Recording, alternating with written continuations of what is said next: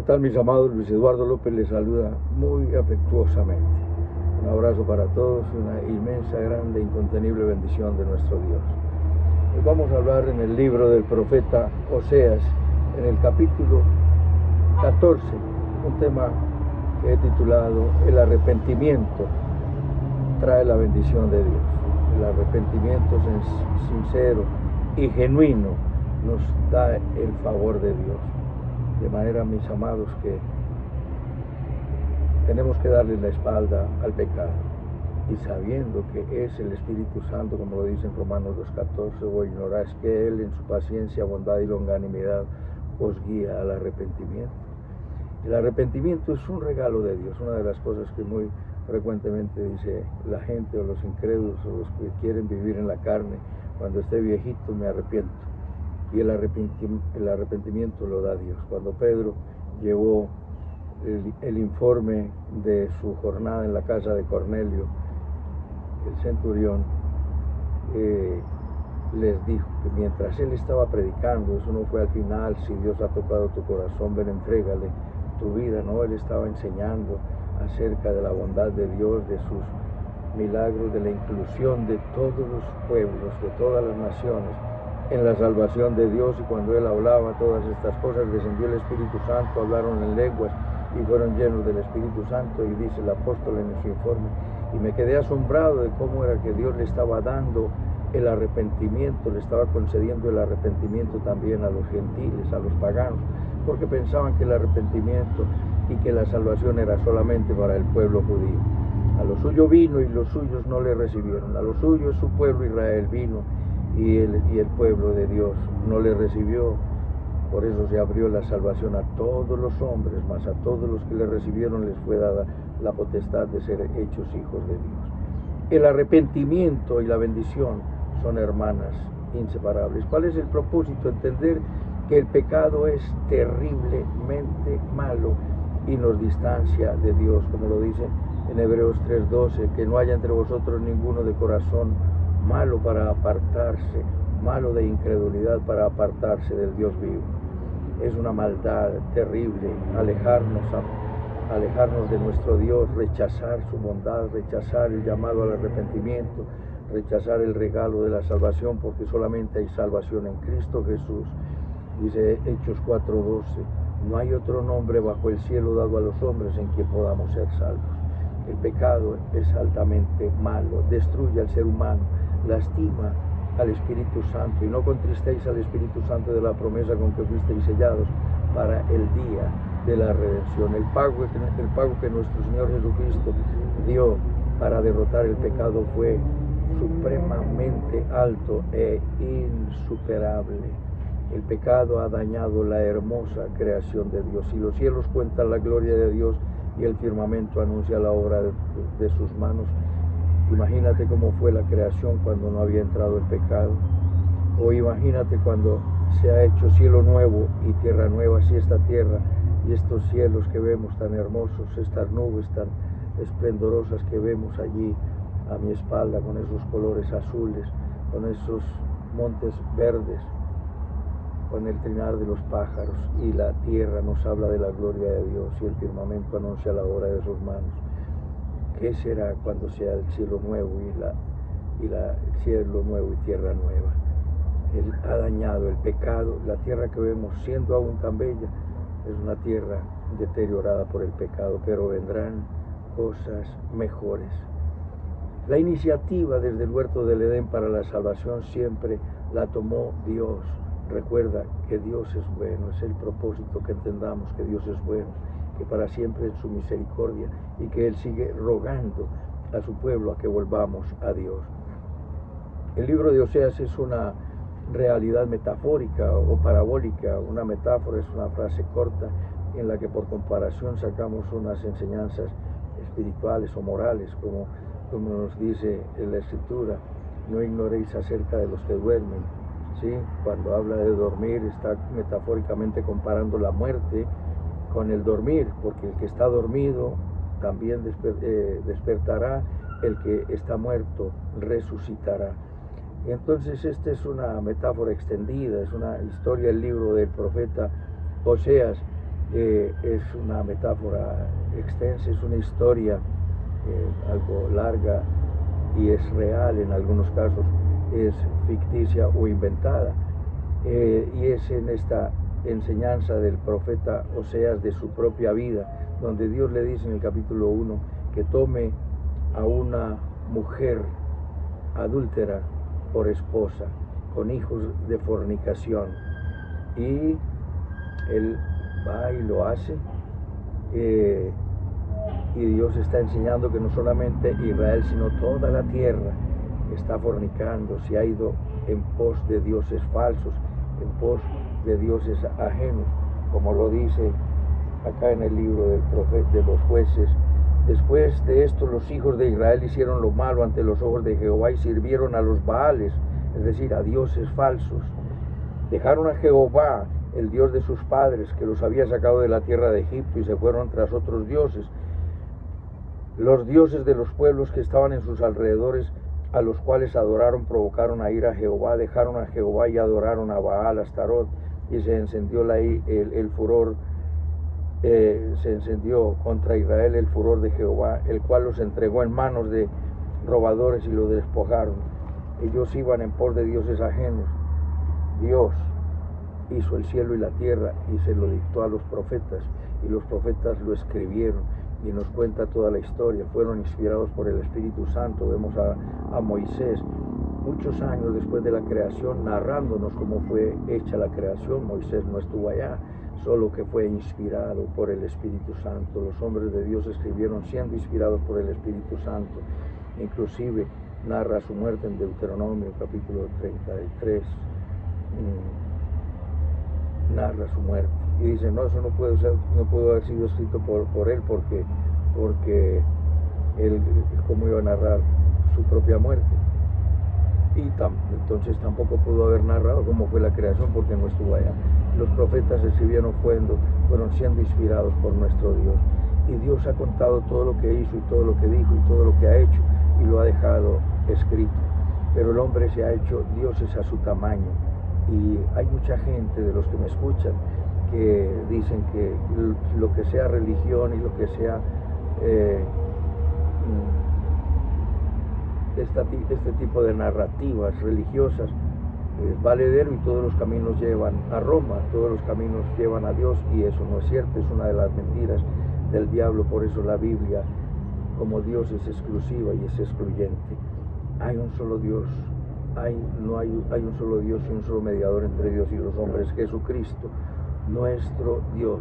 Entonces, comparativamente, Dios le habla al corazón de su pueblo. El pueblo estaba adulterando con dioses ajenos, y es la queja de Dios en el Antiguo Testamento. El pueblo de Israel, después de haberle visto hacer todos los milagros, cada una de las 10 plagas fue una humillación a cada uno de los dioses en Egipto. Convirtió la tierra, el Nilo, en sangre. El Nilo era un dios, hacían sacrificios cuando iban a cruzar el río Nilo. Todos eran divinidades adoradas por ellos, y no porque sea religión, es verdad y es sagrado, porque las mismas tinieblas inspiran todo esto para sacarnos del único camino que es nuestro Dios, nuestro Señor y Salvador, Jesucristo. Entonces el pueblo era infiel, y Dios le atrae con amor, como lo dice en el capítulo 2, he aquí yo la atraeré y la llevaré al desierto, y le hablaré al corazón y le daré sus viñas, en el valle de Acor, el valle de la desesperanza, el valle de la lamentación, y allí cantará, habrá alabanza y habrá subida y habrá tiempo en que fructificarás. Entonces Dios la atrae al desierto, a un lugar desolado, pero no es propiamente un desierto geográfico, sino el desierto donde hay mucha humanidad, pero sus corazones son un desierto porque no tienen el Espíritu Santo. Y Dios les da prosperidad y le habla al cielo, y el cielo le habla a la tierra, y la tierra le habla al trigo, al vino y al aceite, y les habla de prosperidad, les habla de restaurarle en un pacto matrimonial, porque dice, te desposaré para siempre con bendición eterna, aunque muchos dicen que la salvación se pierde. Entonces, como hay una promesa de salvación y de pacto eterno con Israel, como lo dice también en Isaías 45, 17, Israel será salvo con salvación eterna. Y los salva en justicia, en juicio, en benignidad y en misericordia. Dios es bondadoso, es misericordioso, es santo, es majestuoso y es sublime.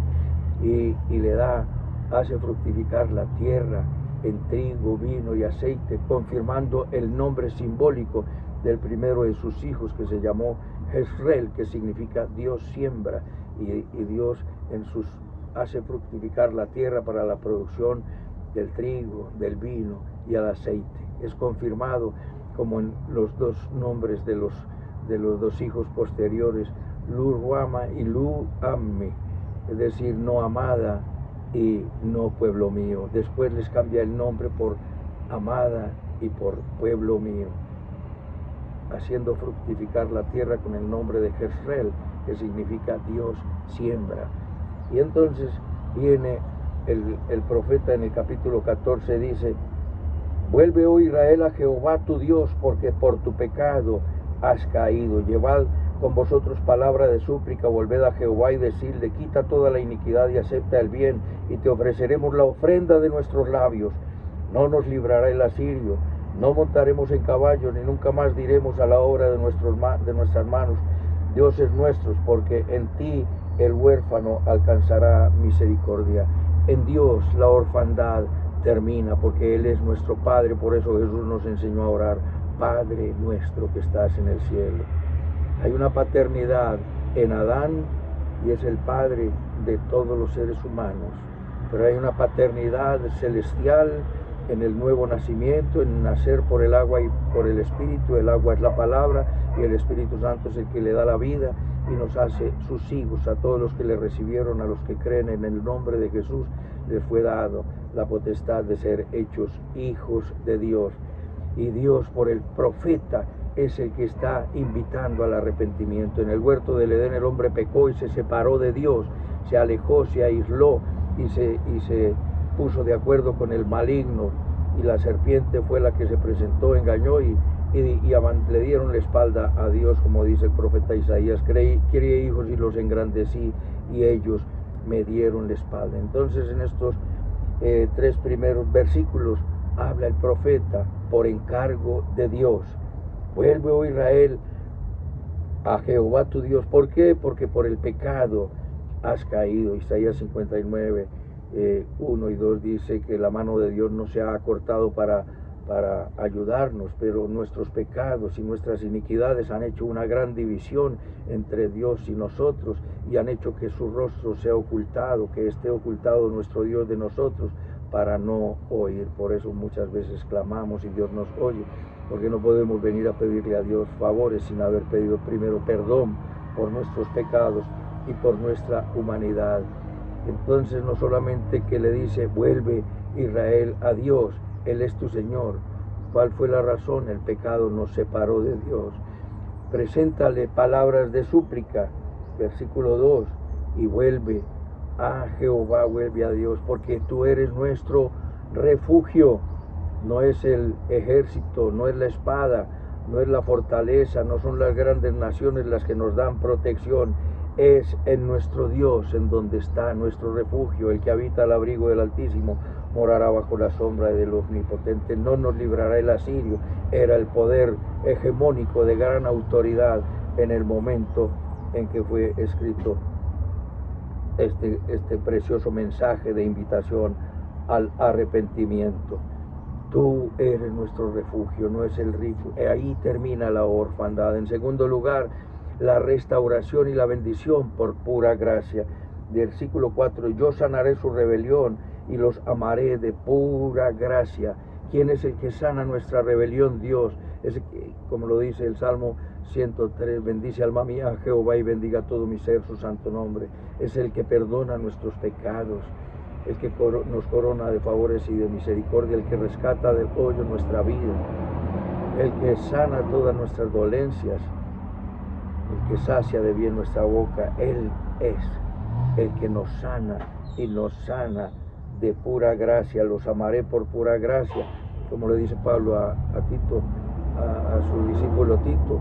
Por gracia sois salvos por medio de la fe, no por obras para que se gloríen. En Efesios 2:8 y en Tito 3:5 nos dice, nos salvó, no por obras de justicia que nosotros hubiéramos hecho.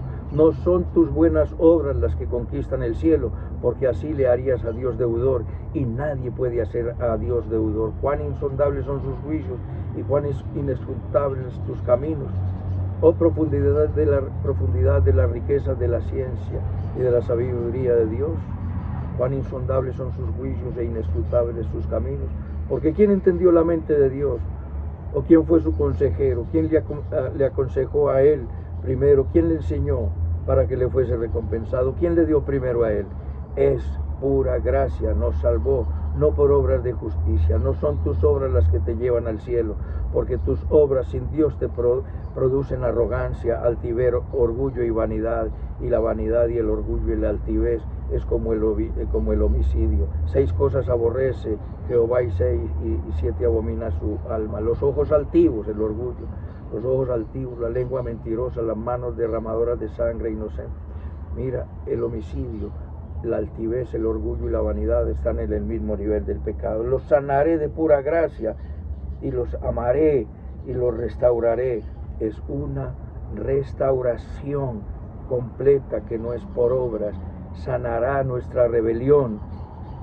¿Y por qué? Porque nuestra ira se apartó. Seré a Israel como rocío, él florecerá como el lirio y extenderá sus raíces como el Líbano. Sanará nuestra rebelión, porque nos dice el versículo 4, su ira se apartó. Arrepiéntete y la ira de Dios se aparta.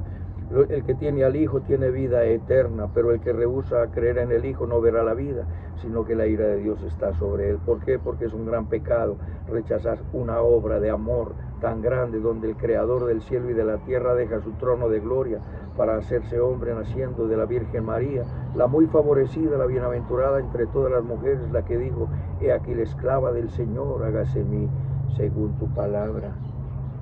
Entonces se hizo hombre y fue a la cruz a derramar su vida hasta la muerte, su sangre hasta la muerte, y venció la muerte, resucitó y se sentó a la diestra de la majestad en las alturas.